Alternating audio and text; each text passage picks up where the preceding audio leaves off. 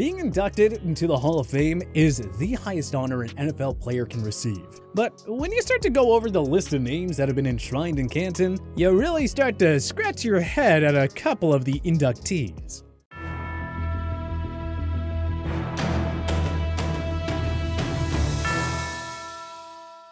Canton, Ohio, the home of the NFL Hall of Fame, where all the league's greatest players' legacies live on long after their playing days come to an end. Now, that being said, there are a handful of names that are enshrined in Canton that, if you ask me, don't belong anywhere near those hallowed halls. So today, let's take a look at 10 NFL players who should be removed from the Hall of Fame. I think that the first contingent of players I would like to retroactively remove from the Hall of Fame is the guys who got way too much credit for the relatively minor role they played on all-time great teams. Take guys like Lin Swan or Bob Griese, for example. There's no denying that Swan and Griese were both quality NFL players. The issue to me arises when you look at them in the context of Hall of Fame criteria, which is supposed to identify the players that are truly the elite of the elite, not the guys that were merely quality players on great teams. Starting with Griese. I know he played in an entirely different era in terms of how teams approached offense, so it's only natural he doesn't have the counting numbers that today's quarterbacks do.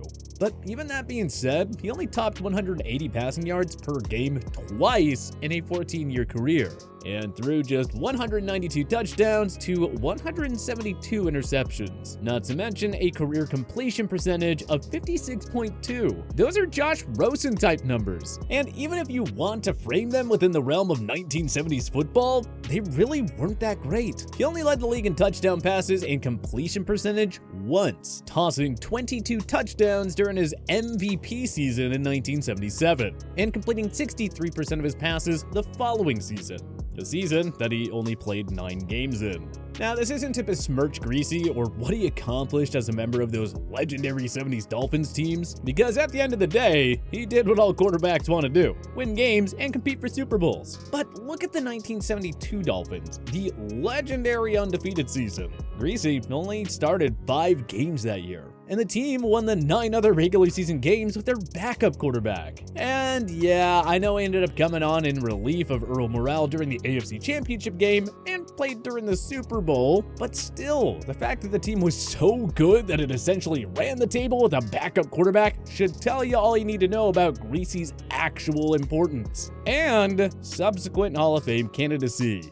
It's a similar situation with Swan, who, like Griese, was an important but not irreplaceable part of a legendary NFL dynasty. Again, I'm not trying to diminish winning 4 Super Bowls. That's impressive whether you run up 4 Super Bowl MVPs or are the 53rd man on the roster all 4 years. But I don't think in a team sport like football, it's automatically worthy of being inducted into the Hall of Fame. I mean, if you look at Swan's numbers, it's honestly kind of shocking he got in. He totaled just 51 touchdowns in his 9-year career, having led the league in touchdowns only 1 time. And it's not like he was racking up the yards either. Not only was Swan never a 1,000-yard receiver, but he never even eclipsed 900 yards. And he only topped the 800-yard mark twice. Even compared to his contemporaries, those are relatively pedestrian numbers. Take 1978, Swan's most productive year, for example. His 880 yards was only good enough for 7th in the league. And there were 4 1,000-yard receivers that year too. So while passing numbers weren't inflated in the way that they are today,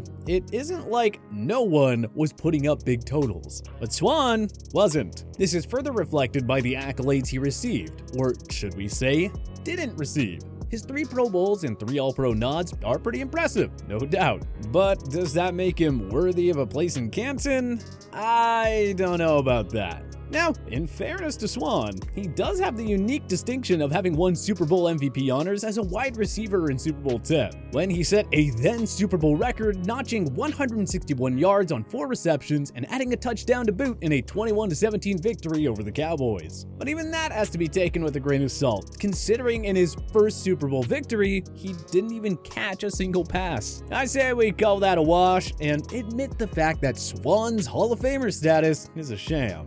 Honestly, to some degree, Jerome Bettis falls under this distinction as well. I know this may not be well received by Steelers and football fans alike, as the Bus was one of the more likable NFL players in recent memory. But that being said, Bettis is a fringe Hall of Famer at best. And if you ask me, well, the Bus should get the boot. Bettis is similar to a Frank Gore type. There's no denying that he was a good, even great NFL player, but that doesn't mean that he should just get into Canton. It's a very tired adage, but there is truth to the whole Hall of Fame versus Hall of Good debate. If you look at his numbers, Bettis really only had 3 seasons that were elite in terms of his counting numbers. But even then, a lot of that was due to his massive volume of attempts. In fact, Bettis only had 4 seasons in which he averaged over 4 yards a carry, and his career total was under that line.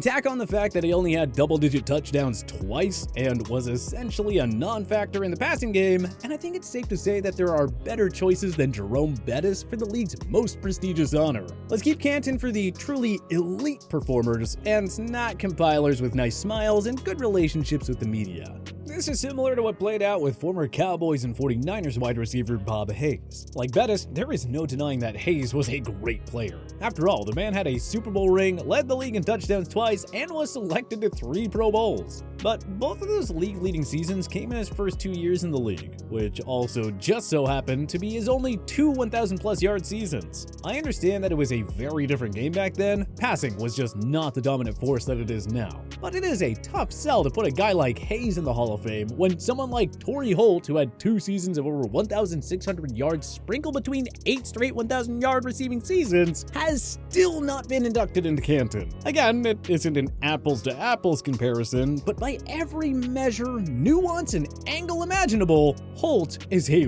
way more suitable Hall of Fame candidate than Hayes. Personally, I think that the public support from influential all-time greats like Roger Staubach and some other members of those legendary Cowboys teams that Hayes played on is the only reason that the wide receiver made it in. And as a quick aside, Hayes' induction came in classic NFL fashion.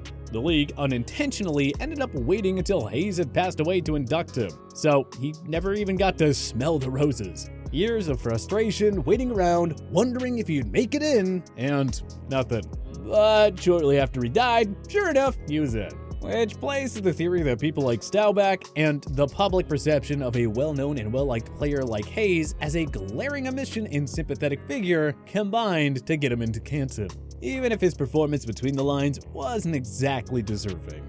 Dan Deardorff, the former offensive lineman who played his entire career for the then St. Louis Cardinals back in the 70s and early 80s, is another guy who needs to be ousted from the Hall of Fame. It isn't that Deardorff wasn't a quality football player. In fact, there was a stretch there for 3 or 4 years in which he was one of the best offensive linemen in the NFL, but his time as an elite lineman was rather brief. His first few years in the league, he was a fixture on the Cardinals line, but the team was pretty terrible. And his stretch of dominance from 74 to 78 was brought to an untimely end after he tore ligaments in his left knee during a point-after attempt early in the 79 season. He returned to action the following year, and to his credit, he did start all 16 games, even earning Pro Bowl honors. But he was never the same player afterwards. So while I would like to give Deardorff credit for what he did accomplish, and give an exception to him considering that his career was largely derailed by injury, there is a laundry list of players who lost chunks of their careers to injury that we ought to be considering for the Hall of Fame.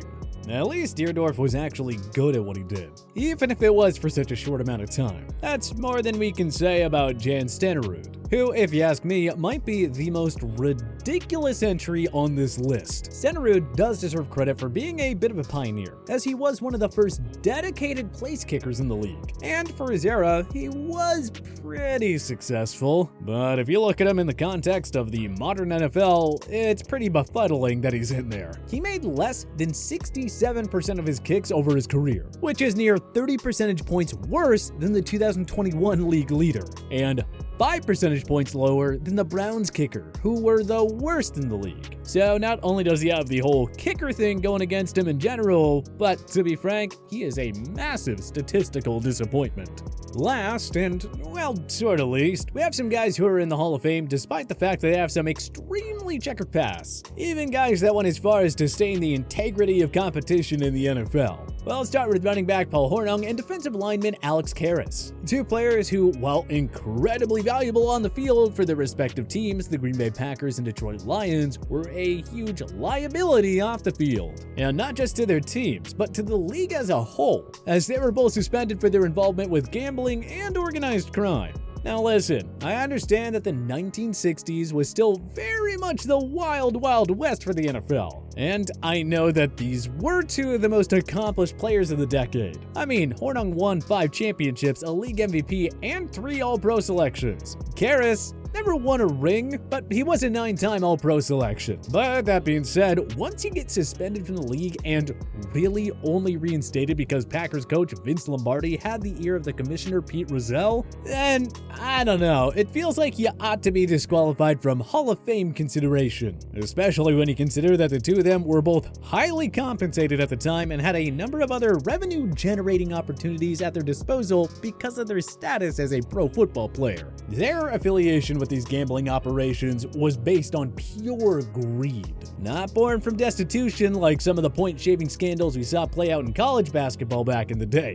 I guess it could be worse though. I mean, the NFL still has guys like O.J. Simpson, Lawrence Taylor, and Marvin Harrison in there, who take checkered paths to an even darker place. Everyone knows the O.J. Simpson case, the grisly alleged double homicide of his wife, Nicole, and Ron Goldman. And in the years since, it really hasn't gotten much better. He's picked up a couple of additional charges, and now OJ just spends his time posting really eerie videos on social media. Maybe the NFL should quietly go into the Hall of Fame, take his bust down, remove him from the online ledger, and just pretend like Simpson never existed. And it can do the same with LT as well. The man has a laundry list of offenses, including domestic violence, and is quite literally a registered sex offender, and yeah, I think it's fair to suggest we start telling the story of football without Taylor being a part of it. The guy is an utter scumbag. Marvin Harrison, on the other hand, well, his situation is a whole lot more murky than either Simpson's or Taylor's.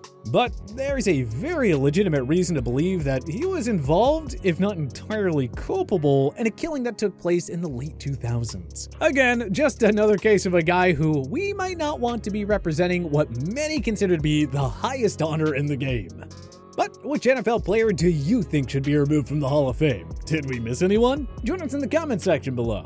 If you like this video and learned a thing or two, clicking the like button helps out a ton. And hey, we appreciate it. If this is your first time coming around to TPS though, subscribing is a great idea because we put out videos like this every single day. But as always, thanks for watching and we'll see you guys next time.